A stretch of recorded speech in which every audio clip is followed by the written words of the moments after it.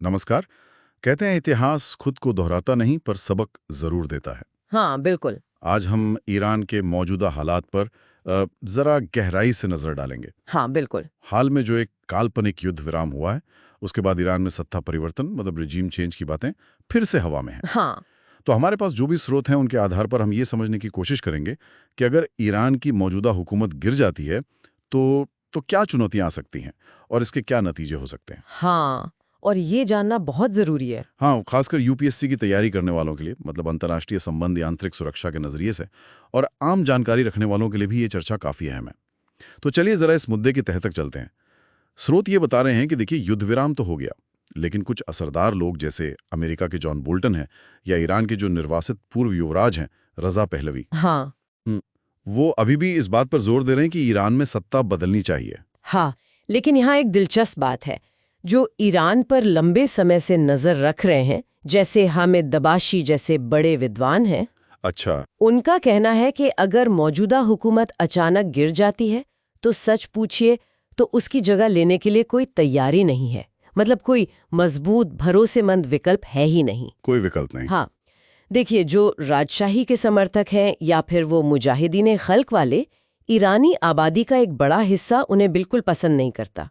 तो भले ही लोग मौजूदा सरकार से नाराज हों, पर शायद स्थिरता की चाह में या फिर विकल्पों की कमी की वजह से कुछ हद तक उसका सपोर्ट बेस अब भी है। तो इसका मतलब ये हुआ कि अगर सत्ता का एक खालीपन एक वैक्यूम बनता है तो हो सकता है कि लोकतांत्रिक ताकतें नहीं बल्कि ईरानी रेवोल्यूशनरी गार्ड कॉर्प्स मतलब आईआरजीसी उस जगह को भर दे। ये तो थोड़ी चिंता वाली बात करती है। बिल्कुल, और स्रोत इसी तरफ इशारा कर रहे हैं। देखिए, आईआरजीसी का पूरे देश में एक जबरदस्त नेटवर्क है, उनका इंफ्रास्ट्रक्चर है, सेना और अर्थव्यवस्था पर उनकी पकड़ बहुत मजबूत है। हाँ हाँ। तो वो असल ताकत बनकर उभर सकते हैं।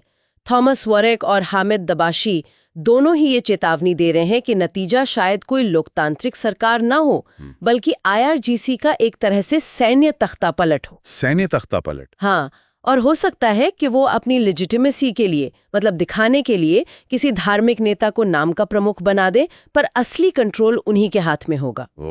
और ऐसे में देश के अंदर लोगों पर जुल्म, दमन और बढ़ने की पूरी आशंका है। ये जो सत्ता के खालीपन और बाहरी दखल की बात है, ये कहीं ना कहीं इतिहास की याद दिलाती है, खासकर 1953 वाली घटना की। हाँ, और वो एक बहुत ही अहम सबक है। बिल्कुल, 1993 में जो प्रधानमंत्री मोहम्मद मोसद्दक का तख्ता पलट हुआ था, हाँ। जो अमेरिकी CIA और ब्रिटिश MI6 की मदद से हुआ था, वो एक बाहरी दखल था। सही है। सही है। और उसी ने आगे चल के दशकों की तानाशाही की नींव रखी। पहले पहलवी राजशाही आई और फिर उसी के रिएक्शन में मौजूदा इस्लामी गणराज्य बना। तो स्रोत इसी बात पे जोर देते हैं कि बाहर से थोपा गया सत्ता परिवर्तन वो अक्सर उम्मीद से बिल्कुल उल्टे नतीजे देता और ज्यादा दमनकारी साबित होता है। और ये तो हुई नेतृत्व की कमी की बात। इसके अलावा क्या देश के अंदर ही टूटने बिखरने का खतरा भी है? ईरान में तो कई अलग अलग समुदाय रहते हैं ना। हाँ, और ये खतरा बहुत गंभीर है। ईरान एक मल्टी एथनिक देश है। वहाँ कुर्द हैं, बलूच हैं, अजेरी हैं और भी कई समूह हैं। अच्छा। अगर केंद्र की सत्ता अचानक कमजोर पड़ती है तो इन समूहों में जो अलगाववादी आंदोलन है वो तेज हो सकते हैं। दबाशी जैसे जानकार ये चेतावनी देते हैं कि इन समुदायों की अपनी जायज शिकायतें हो सकती हैं, लेकिन बाहरी ताकतें जैसे शायद इजराइल वो इन हालात का फायदा उठा सकती हैं। मतलब उन्हें हथियार देके या पैसा देकर। जैसे पड़ोसी देश भी, वो भी अपने हितों के लिए दखल दे सकते हैं। तो ये तो बहुत खतरनाक स्थिति बन सकती है।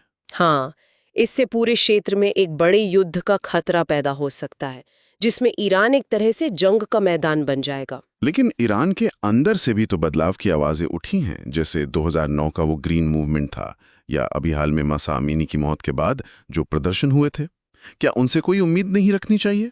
देखिए, स्रोत तो यही बताते हैं कि 2009 के ग्रीन मूवमेंट हो या महसा अमीनी के बाद वाले विरोध प्रदर्शन, इन आंदोलनों को सरकार ने बड़ी सख्ती से बेरहमी से कुचल दिया। हाँ, माना कि हुकूमत लोकप्रिय नहीं है, महंगाई है, आर्थिक मुश्किलें हैं, लेकिन उनका जो सुरक्षा तंत्र है, जिसमें वो बासीज हैं, सेना है, आईआरजीसी है, वो अब भी बहुत मजबूत है। हाँ, उनकी पकड़ मजबूत है। बिल्कुल। तो जब तक इन सुरक्षा बलों के अंदर कोई बड़ी फूट नजर नहीं आती, तब तक सिर्फ जनता के आंदोलन से सत्ता बदलना बहुत मुश्किल लगता है। मासूमे तौरफिया जैसे विश्लेषकों का तो कहना है कि भले ही करीब 80% ईरानी बदलाव चाहते हों, 80%?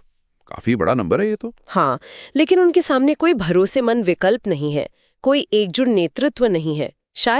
शायद जो 86 साल के सर्वोच्च नेता हैं अयातुल्ला अली खामेनी, उनके बाद हालात कुछ बदलें, पर अभी कुछ कहना बहुत मुश्किल है। तो इन सब बातों को अगर हम जोड़कर देखें तो हमारे स्रोत किस बड़े नतीजे पर पहुंच रहे हैं? मतलब सार क्या है? देखिए, मूल बात ये निकल कर आ रही है कि स्रोत उन अमेरिकी और इजरायली नीतियों की कड़ी आलोचना करते हैं जो सिर्फ सत्ता बदलने पर फोकस करती हैं, लेकिन इस बात का कोई ठोस प्लान पेश नहीं करती कि अगले दिन क्या होगा। हाँ, मतलब डे आफ्टर प्लान की कमी। बिल्कुल। और हमने इराक में देखा, लिबिया में देखा, सीरिया में देखा है कि ऐसी अधूरी रणनीतियां अक्सर सिर्फ ज्यादा हिंसा और अस्थिरता ही लाती हैं। सही बात है। स्रोतों में तो इसे घोर पेशेवर कदाचार तक कहा गया है, खासकर तब जब बातचीत और डिप्लोमेसी का रास्ता शायद खुला हो सकता है। तो लबोलुआब ये है कि ईरान में सत्ता परिवर्तन का मामला सिर्फ कुर्सी बदलने जितना आसान नहीं है। इसके साथ जुड़ी हैं बहुत सारी पेचीदगियां, जैसे नेतृत्व का खालीपन, IRGC के और ताकतवर होने का खतरा, देश के जातीय आधार पर टूटने का जोखिम और बाहरी दखल के अनचाहे नतीजे। UPSC की तैयारी करने वालों के लिए ये प्रीलिम्स और मेंस दोनों के लिहाज से, और आम जानकारी चाहने वालों के लिए भी ये सारे पहलू समझने बहुत जरूरी हैं। अगर इस विषय पर आपके कोई सवाल हैं या आप और जानना चाहते हैं तो नीचे कमेंट्स में जरूर पूछिए, और ऐसी ही और जानकारी भरी चर्चाओं के लिए हमें लाइक और सब्सक्राइब करना ना भूलें।